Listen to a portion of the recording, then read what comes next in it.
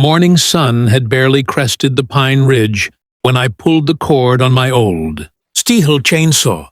The sharp whir filled the quiet mountain air, echoing between the canyon walls. Out here, a few miles outside of town, most folks minded their own business. Cutting wood was part of living. Firewood for winter. Clearing deadfall before fire season. But not for Karen. Karen had moved into the cabin down the hill last spring. She wasn't used to mountain living, as she called it. Everything about her screamed city transplant. Complaining about dirt roads, wildlife, and the fact that pine needles covered her porch every morning. But her favorite subject of complaint, without question, was me. By the third tree I'd felled, I noticed her standing at the property line in her pink tracksuit, arms folded, lips pinched so tight they could snap a paperclip. "Excuse me," she shouted over the hum of my saw. "That's illegal. You can't just cut down trees whenever you feel like it. I'm calling the ranger." I let the chainsaw idle, resting it on the log. "Relax, Karen. These are dead snags. Fire hazard if they stay up. You should be thanking me." "Fire hazard? Don't give me that nonsense. You're destroying the forest," she snapped. "I have the right to breathe clean air, not gasoline fumes from your murder machine." I chuckled, shaking my head. I'd heard some wild things, but murder machine was new. "Go ahead, call. I've got nothing to hide." She whipped out her phone with the flair of someone about to dial 911 on a teenager selling lemonade, without a permit. I went back to work, each cut echoing her indignation. By noon, I heard the crunch of tires on gravel. A green truck with the U.S. Forest Service emblem rolled up. Out stepped Ranger Dawson, a broad-shouldered man in his 40s with mirrored sunglasses and a hat pulled low. Karen practically sprinted over to him. "Officer!" she cried, pointing at me like she'd caught a fugitive.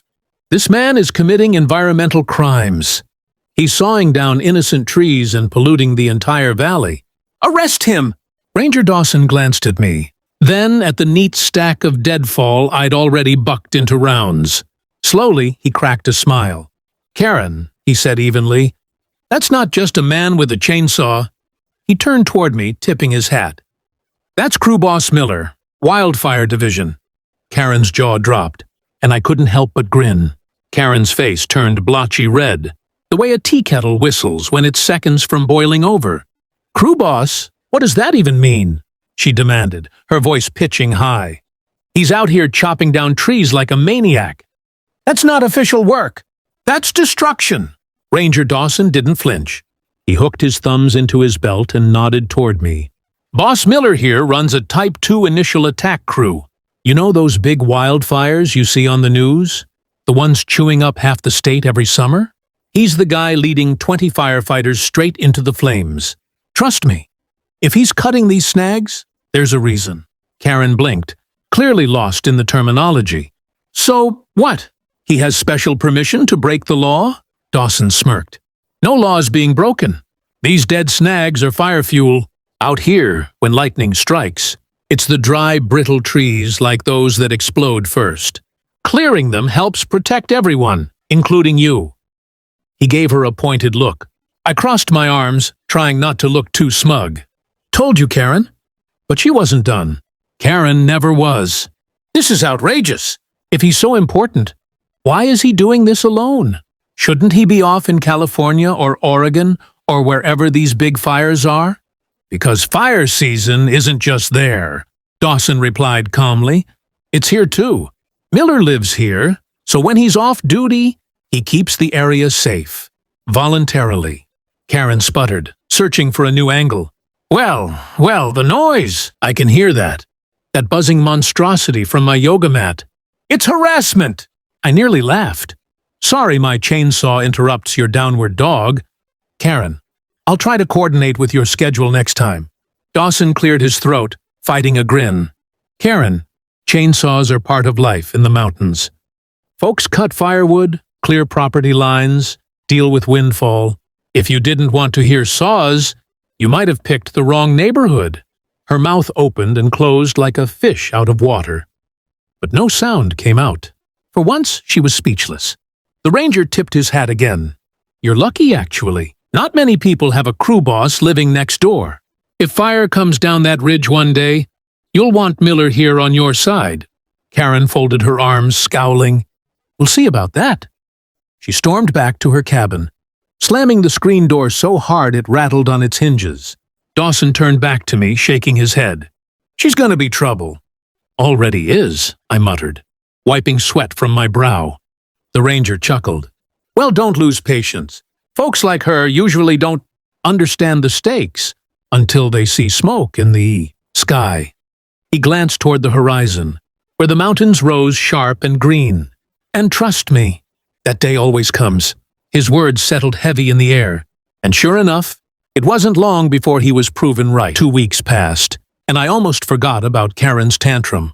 I kept busy, splitting the rounds I'd cut, stacking them under the eaves, checking gear for the season ahead.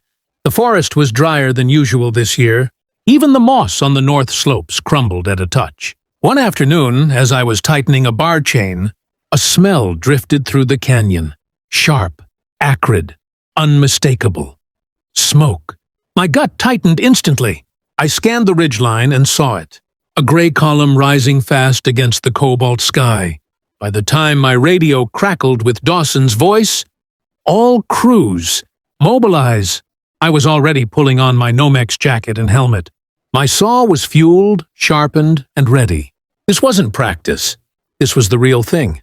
Down the road, Karen was on her porch, phone in hand, filming the smoke like it was some tourist attraction.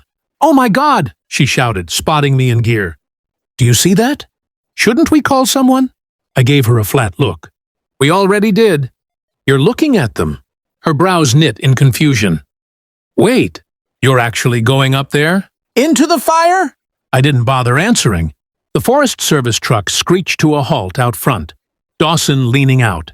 "Boss Miller, we're staging at the creek. Let's roll."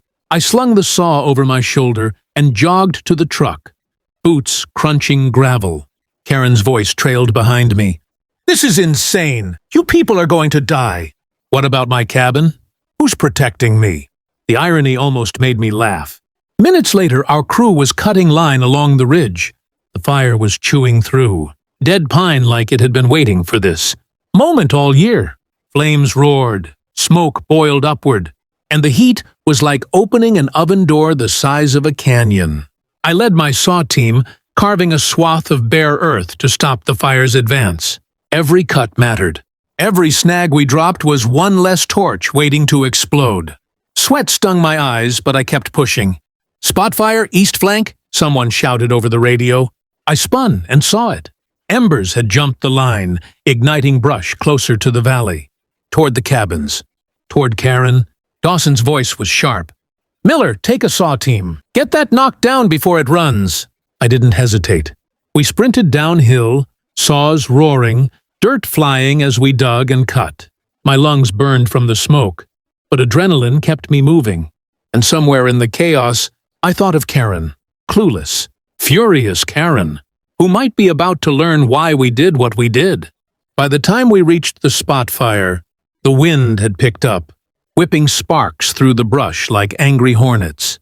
The flames weren't high yet, but they were hungry, crawling fast toward the valley. And right in its path, Karen's cabin. We dropped into action. My saw roared to life, chewing through a dead snag that threatened to torch like a matchstick. 2 crew members followed with Pulaskis, scraping down to mineral soil. Others flanked the blaze with water packs, spraying hissing arcs into the heat. "Keep it tight," I barked, voice hoarse. "We lose this, the valley goes." Karen appeared on her porch, shrieking.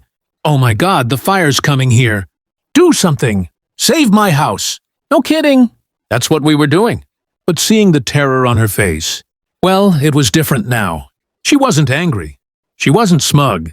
She was scared, and for the first time, she seemed to realize this wasn't some neighborhood squabble. This was life and death. "Boss, line's holding," Dawson called from uphill. "Anchor it and tie into the creek trail." "We'll box it in." I nodded, carving the last cut, dropping another snag that smothered the flames as it fell. The crew poured dirt, shoveled, stomped. Slowly, the fire's crackle quieted. Smoke thinned.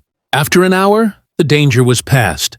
We stood in blackened soot, faces streaked with sweat and ash, but the valley was safe. Karen's cabin stood untouched, not a single shingle singed. She crept closer, hands trembling, eyes wide. I didn't know, she whispered. I thought you were just noisy. I didn't understand. I leaned on my saw, exhausted. Most people don't. They think chainsaws are just noise, smoke is just smoke. Until it comes for them. Dawson clapped a hand on her shoulder, more gently than I would have. You've got one of the best right next door. Karen, maybe cut him some slack, huh? She nodded quickly, words tumbling out. Yes, of course, anything, I'm sorry. Thank you for saving my home. I'll never complain again. I almost smiled. Almost. We'll see, I said, shouldering my saw. Back at camp, as the crew packed up, Dawson chuckled. Think she learned her lesson? Maybe, I said, glancing back toward the cabins, where Karen still stood frozen on her porch, staring at the ridge like she'd seen a ghost. But whether she did or not, I'll keep doing the job. Because the fire doesn't care about complaints. And with that, the mountain quiet returned, except for the steady hum of my chainsaw, ready for the next fight. Enjoying these real-lifestyle wildfire and neighbor clash stories? Tap subscribe for more mountain tales and unexpected showdowns. If this one kept you hooked, give it a like. And tell me in the comments, would you trust a neighbor with a chainsaw or side with Karen?